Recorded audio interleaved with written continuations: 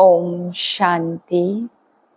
मैं आत्मा समर्थ आत्मा हूँ। मुझसे पवित्र वाइब्रेशन निकलकर फैल रहे हैं। मैं स्वयं को हर कमजोरी को समाप्त करने वाली समर्थ आत्मा महसूस कर रही हूँ।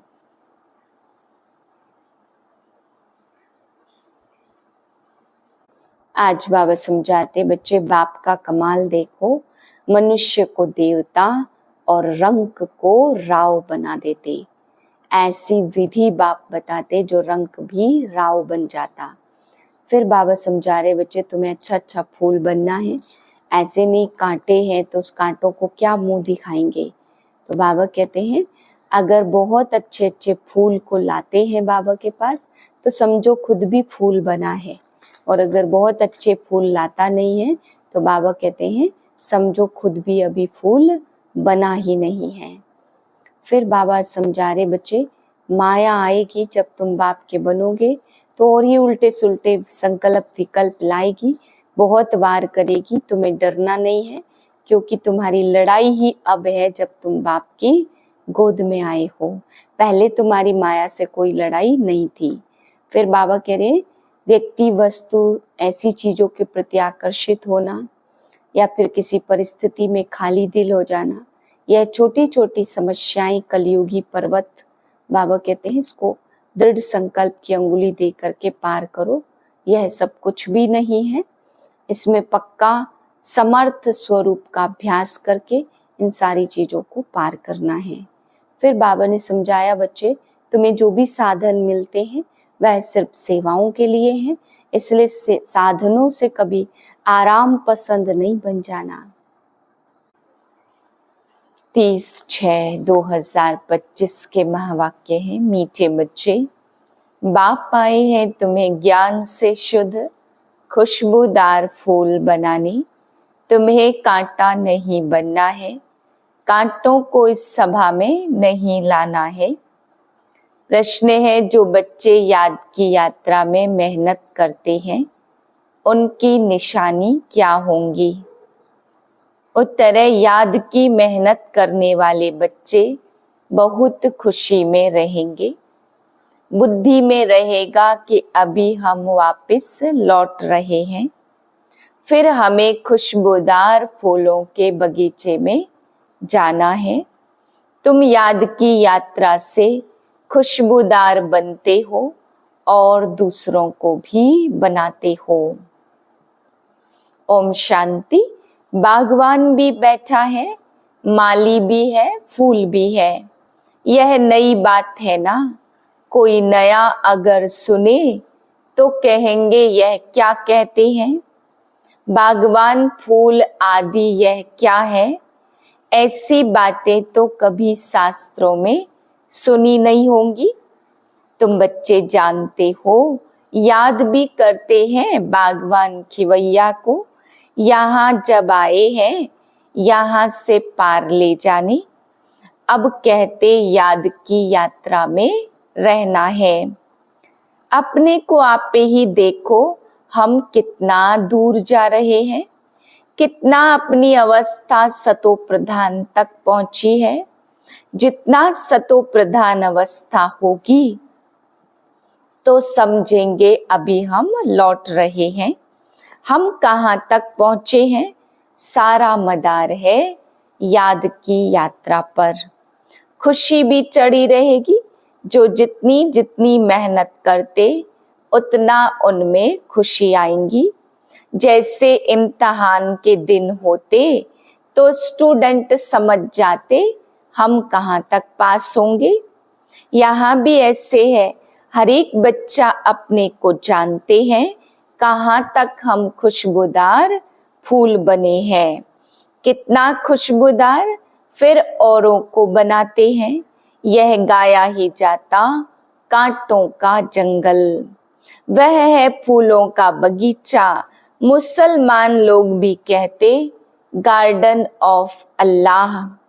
समझते हैं वहाँ एक बगीचा है, वहाँ जो जाता है उनको सदा फूल कह देते। मन में जो कामना होती है वह पूरी करते हैं, बाकी ऐसे तो नहीं कोई फूल उठा कर देते हैं।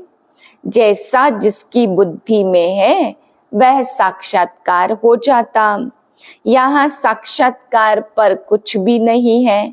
भक्ति मार्ग में तो साक्षात्कार के लिए गला भी काट देते। मीरा को साक्षात्कार हुआ, उनका कितना मान है। वह है भक्ति मार्ग। भक्ति को आधा कल्प चलना ही है। ज्ञान है ही नहीं, वेदों आदि का भी बहुत मान है। कहते हैं वेद तो हमारे प्राण हैं। अभी तुम जानते हो वेद शास्त्र आदि सब भक्ति मार्ग के हैं। भक्ति का कितना बड़ा विस्तार है और बड़ा झाड़ है। ज्ञान है बीज, अभी ज्ञान से तुम कितने शुद्ध होते हो, खुशबूदार बनते हो। यह तुम्हारा बगीचा है, यहाँ कांटा तो किसी को भी नहीं कहेंगे, क्योंकि यहाँ विकार में तो कोई जाते नहीं। तो कहेंगे इस बीच में एक भी कांटा नहीं। कांटा है कलयुग में और अभी है पुरुषोत्तम संगम युग। इसमें कांटा कहाँ से आया? अगर कोई कांटा बैठा है तो अपने को ही नुकसान पहुंचाते, क्योंकि यह इंद्रप्रस्थ है। इसमें ज्ञान परियां बैठी हैं। ज्ञान डांस करने वाली परियां हैं। मुख्य मुख्य परियों के नाम हैं पुखराज, नीलम परी। वही फिर 9 रत्न गाए जाते हैं। मीठे मीठे बच्चों को, सिकिलदे बच्चों को बाप ने समझाया, तुमने 84 जन्म पूरे किए, अब तमो प्रधान से सतो प्रधान बनना है। कितना सहज है। भगवानोवाच, बच्चों के प्रति मामेकम याद करो। अभी तुम बच्चे खुशबूदार फूल बनने के लिए अपने को आत्मा समझ बाप को याद करो। कांटे नहीं बनो, यहाँ सब मीठे मीठे फूल हैं। कांटा नहीं। हाँ, माया के तूफान तो आएंगे। माया ऐसी कड़ी है जो झट फंसा देगी। फिर पछताएंगे हमने यह क्या किया, हमारी तो की कमाई चट हो गई। यह है बगीचा। बगीचे में अच्छे अच्छे फूल भी होते। इस बगीचे में भी कोई तो फर्स्ट क्लास फूल होते। जैसे मुगल गार्डन में अच्छे अच्छे फूल होते, सब जाते हैं देखने। यहाँ तुम्हारे पास कोई देखने तो आएंगे नहीं। तुम कांटों को क्या मुंह दिखाएंगे। गायन भी है, मूत पलीती कपड़ धोए। बाबा को जप साहेब, सुखमणि आदि सब याद थी। अखंड पाठ भी करते थे।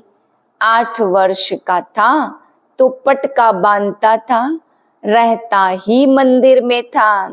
मंदिर की चार्ज सारे हमारे ऊपर थी। अभी समझते मूत पलीती कपड़ धोने का अर्थ क्या है। सारी महिमा बाबा की है। अभी तुम बच्चे बैठ, तुम बच्चों को बाप समझाते हैं। बच्चों को कहते भी हैं अच्छे अच्छे फूल लाओ। जो अच्छे अच्छे फूल लाएंगे वह खुद भी अच्छा फूल माना जाएगा। सभी कहते हम श्री लक्ष्मी नारायण बनेंगे, तो गोया तुम गुलाब के फूल हो। बाबा कहते अच्छा, तुम बच्चों के मुख में गुलाब। अब पुरुषार्थ कर सदा गुलाब रहो। ढेर के ढेर बच्चे हैं, प्रजा तो बहुत बन रही है। वहाँ है ही राजा रानी और प्रजा। सतयुग में वजीर होता ही नहीं, क्योंकि राजा में पावर रहती है।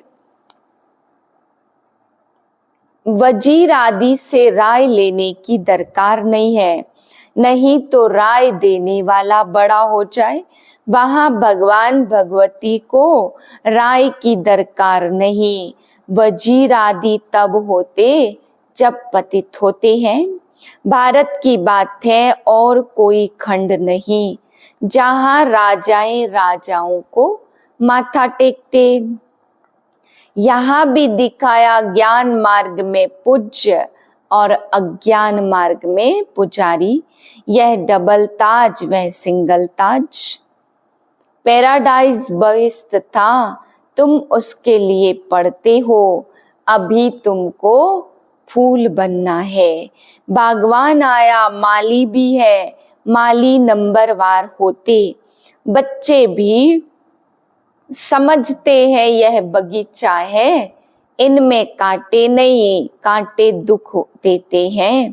बाप तो किसको दुख नहीं देते, वह है ही दुख हरता सुख करता। कितना मीठा बाबा है। तुम बच्चों को बाप पर लव है। बाप भी बच्चों को लव करते। यह है पढ़ाई। बाबा कहते मैं तुमको प्रैक्टिकल में पढ़ाता हूँ।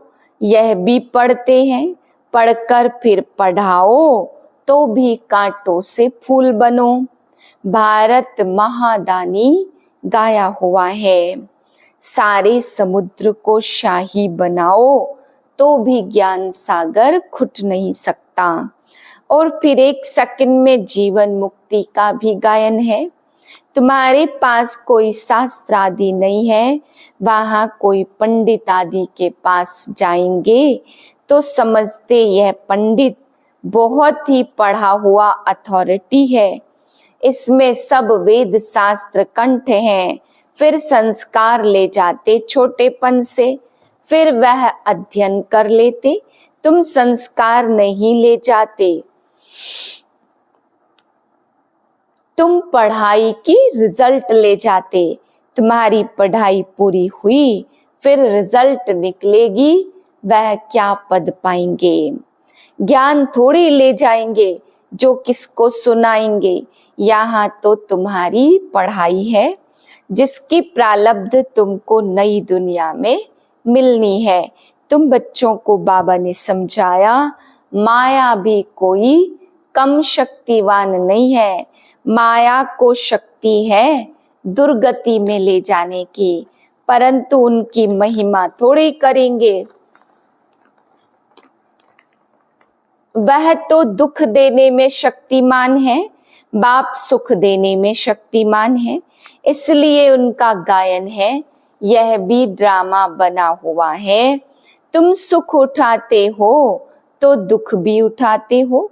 हार और जीत किसकी है, इनका भी मालूम होना चाहिए ना। बाप भी भारत में आते, जयंती भी भारत में मनाई जाती। यह किसको पता नहीं है कि शिव बाबा कब आया और क्या आकर किया। नाम निशान गुम कर दिया। श्री कृष्ण बच्चे का नाम दे दिया।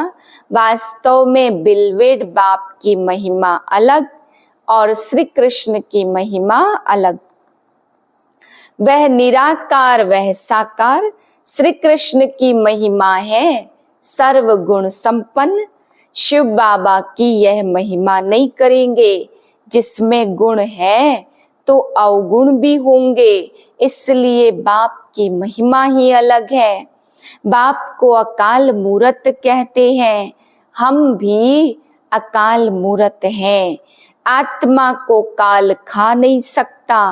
आत्मा अकाल मूरत का यह तख्त है। हमारा बाबा भी अकाल मूरत है, काल शरीर को ही खाते हैं।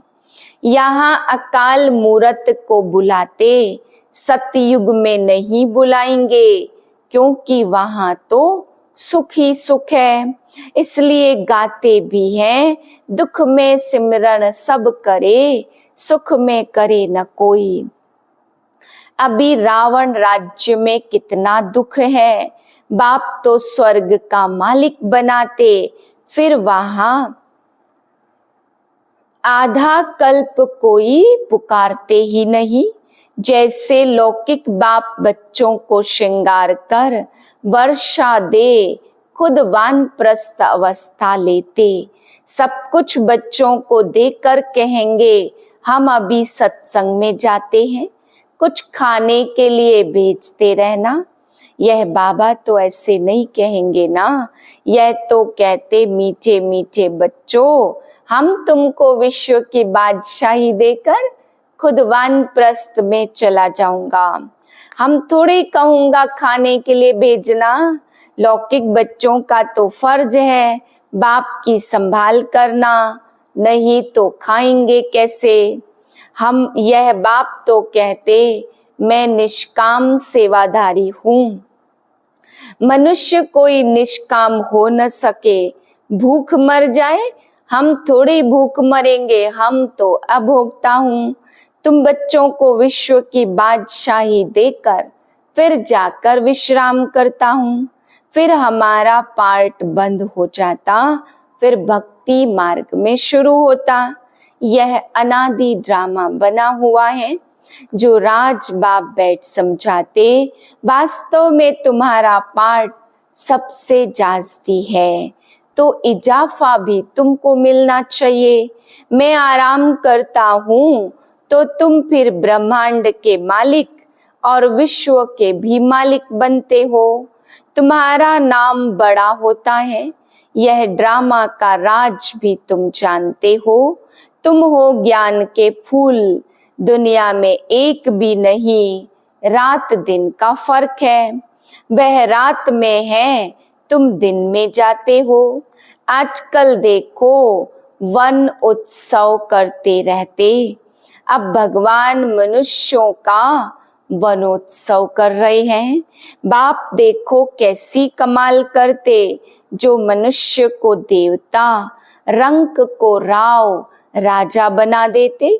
अभी बेहद के बाप से तुम सौदा लेने आए हो।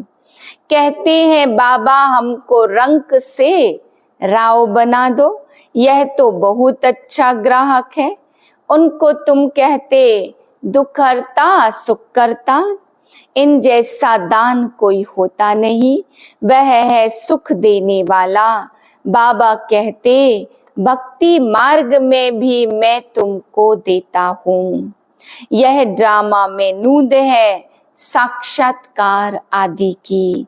यह बाप बैठ समझाते मैं क्या क्या करता हूँ, आगे चलकर समझाते रहेंगे।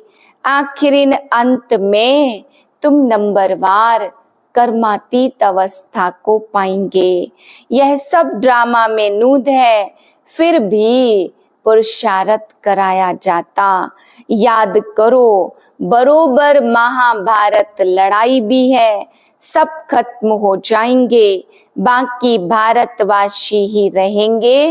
फिर तुम विश्व पर राज्य करते हो। अभी बाप तुमको पढ़ाने आए हैं, यह भी खेल है, इसमें मूझने की दरकार नहीं है। अभी बाप कहते माया तूफान में लाएगी। बाबा समझाते बहुत गंदे गंदे संकल्प आएंगे, वह भी तब जब बाबा की गोद लेंगे। जब तक गोद ही नहीं ली तो माया इतना नहीं लड़ेगी, गोद लेने के बाद तूफान आते। इसलिए बाप कहते गोद भी संभाल कर लेनी चाहिए। कमजोर है तो फिर प्रजा में आ जाएंगे। राजाई पद पाना तो अच्छा है, नहीं तो दास दासियां बनना पड़ेगा। यह सूर्यवंशी चंद्रवंशी राजधानी स्थापन हो रही है। अच्छा मीठे मीठे से खिलते बच्चों प्रति माता पिता बाप दादा का याद प्यार गुड मॉर्निंग। रूहानी बाप की रूहानी बच्चों को नमस्ते। हम रूहानी बच्चों के रूहानी बाप को नमस्ते। धारणा है पहली पॉइंट, रूप बसंत बन अविनाशी, ज्ञान रत्नों का महादानी बनना है। जो पढ़ाई पढ़ते हो वह दूसरों को भी पढ़ानी है। दूसरी पॉइंट, किसी भी बात में मूझना व डरना नहीं है, अपनी संभाल करनी है। अपने आप से पूछना है मैं किस प्रकार का फूल हूँ, मेरे में कोई बदबू तो नहीं है। वरदान है दृढ़ संकल्प द्वारा कमजोरियों रूपी कलयुगी पर्वत को समाप्त करने वाले समर्थी स्वरूप भाव। दिल से कष्ट होना, किसी भी संस्कार व परिस्थिति के वशीभूत होना, व्यक्ति व वैभवों की तरफ आकर्षित होना, इन सब कमजोरियों रूपी कलयुगी पर्वत को दृढ़ संकल्प की अंगुली देकर सदा काल के लिए समाप्त करो, अर्थात विजयी बनो। विजय हमारे गले की माला है, सदा इस स्मृति से समर्थी स्वरूप बनो, यही स्नेह का रिटर्न है। जैसे विजय हमारे गले की माला है, जैसे साकार बाप ने स्थिति का स्तंभ बनकर दिखाया, ऐसे फॉलो फादर कर सर्व गुणों के स्तंभ बनो। स्लोगन है साधन सेवाओं के लिए है, आराम पसंद बनने के लिए नहीं। अव्यक्त इशारा, जैसे एटम बम एक स्थान पर छोड़ने से चारों ओर उसके अंश फैल जाते, वह एटम बम है और यह आत्मिक बम है। इसका प्रभाव अनेक आत्माओं को आकर्षित करेगा और सहज ही प्रजा की वृद्धि हो जाएगी। इसलिए संगठित रूप में आत्मिक स्वरूप के अभ्यास को बढ़ाओ, स्मृति स्वरूप बनो, तो वायुमंडल पावरफुल बन जाएगा। ओम शांति।